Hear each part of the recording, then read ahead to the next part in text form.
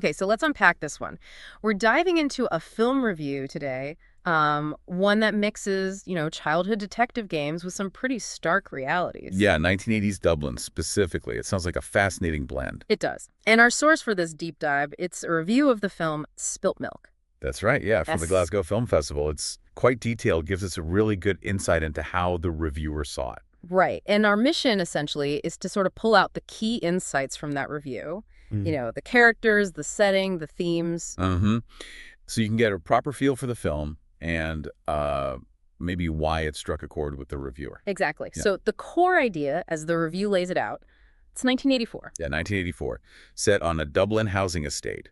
And it's all centered on this young kid, Bobby O'Brien. Bobby, Hmm. played by Cillian Sullivan, and he's a big fan of Kojak, the TV detective. Totally idolizes him. The reviewer even mentions he's got the lollipops and everything. Okay, classic. And, well, inspired by Kojak, Bobby decides he's going to use those detective skills to investigate something much closer to home. Which is? The disappearance of his own older brother, Waisine. Wow, okay, so that's a heavy starting point.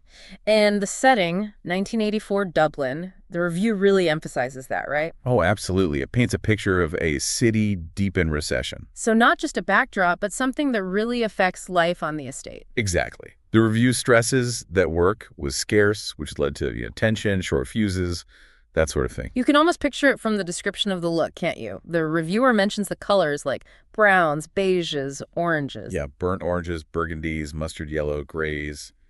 It sounds visually quite drab or worn down, maybe. Definitely gives that impression. And it wasn't just the look, was it? The review talks about the harsh realities there. Yeah, things like drug dealers, broken toys everywhere, a sense of, well, broken spirits. Homes filled with arguments, police sirens constantly, screaming kids. It sounds pretty intense. Grim. But what's interesting is the reviewer also picks up on this thread of nostalgia running through it all. Right. They point out these little details like sweets in stripy paper bags, remember those? Oh, yeah. And street football among the washing lines, musical chairs at parties, having to actually get up and change the TV channel. Manually. It's that contrast, isn't it? The nostalgia is there, but the review makes it clear it's set against this really dark backdrop. Definitely. Poverty is sort of this constant unspoken thing among the adults, according to the reviewer. Right. And into all this steps young Bobby with his Kojak fixation. Yeah, he's apparently used to solving little neighborhood things, lost rings, playground fights. Kid stuff. Exactly. Right. But his brother disappearing, that's way bigger. The adults are obviously worried, talking in hushed tones. And this is where his friend Nell comes in, played by Naïs Kelly. Yes. And the reviewer seems really taken with their dynamic, calls their chemistry simply excellent. A joy to watch, I think they said. They become like a proper detective duo. They really do. The review mentions them having these breathless chats about kid drama and local gossip, but with really sharp comic timing. Apparently, they even bicker like an old married couple sometimes. That's what it says. And what's interesting is the reviewer notes this, like maturity in both young actors. Beyond their years. Yeah, which kind of fits, the review suggests, because these kids have clearly seen a fair bit already. Nell sounds like quite the character. The review calls her extremely sassy. Definitely. Not afraid to use her elbows, apparently, and also quite practical, pocketing spare food and milk when she can. Resourceful. And Cillian Sullivan, as Bobby, he brings this innocence, but maybe doesn't quite grasp the full weight of what the adults are facing. Right. His curiosity, though, means he keeps looking for the good bits, the light, even when things seem pretty dark. That's what the reviewer points out. But investigating his brother's disappearance, that must lead to some tough discoveries for him. Oh, for sure. The review suggests he starts learning, maybe for the first time, that the truth isn't always simple or easy. It can be painful. That sounds like a heck of an emotional arc for such a young character. It does.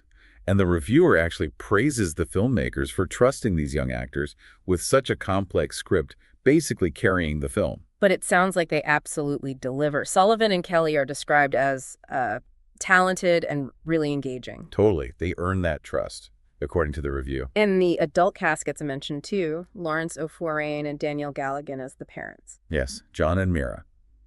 The review calls their supporting performances excellent. It highlights something specific about O'Forain's performance, a sense of palpable emasculation. Yeah, connecting his character, feeling diminished, because he's out of work, the whole domestic situation caused by the recession. It's tied right back to that context. And Danielle Galligan as Maura, tremendously watchable in her silent despair. It's quite a phrase. It is. Her involvement in a mother's group is mentioned as a positive spot, but it's set against this tragic backdrop of the estate having lost too many young men already. You really feel that desperation in the moments the reviewer describes, like her slow disintegration, trying to keep things normal. Yeah, and that scene where she's just holding Oisin's school jumper, whispering, "Please come home," sounds incredibly raw and powerful. Wow. And the script itself, by Cara Loftus, gets praise for being sharp. Sharp and well-paced, yeah. Managing to blend the comedy and the tragedy pretty seamlessly. Witty, but also very real. So as it wraps up, the reviewer found the ending uplifting and emotional. Both, yeah. They were apparently so drawn in, they just didn't want it to end. Found it fantastically entertaining, especially because of those charming young leads. You get that feeling, don't you? Like you just want a bit more time with those characters in that world the director, Brian Durnan, created. Yeah, like one more family dinner scene or just hear one more of Bobby's theories. Just to see what happens next. It sounds like a film that really uses its specific time and place effectively. To tell a very human story, yeah. Deeply compelling. So wrapping this up then, what's the big takeaway from this review? It seems to show how a film can use a very specific setting, 1980s Dublin, recession, hardship. Right, use that context to tell this really powerful story about, well, childhood innocence crashing into some tough adult problems. And the reviewer really singles out what makes it work, that dynamic between Bobby and Elle. That central partnership. And the way the setting is portrayed, both the harshness and that hint of nostalgia. And of course the performances. Both the kids and the adults delivering these raw, believable portrayals. What seems really key, based on the review, is how the film mixes those specific nostalgic bits. The sweets, the street games, with the grim stuff like poverty and loss. Yeah, managing to be entertaining, but also emotionally resonant. It really does make you think, doesn't it? It kind of leaves you with this question to chew on. What's that? Well, when you see stories like this that put childlike hope right up against really harsh realities, how does that actually change how we understand those difficult times, those social or historical situations? That's a great question. How does that lens shift our perspective? Something definitely worth considering.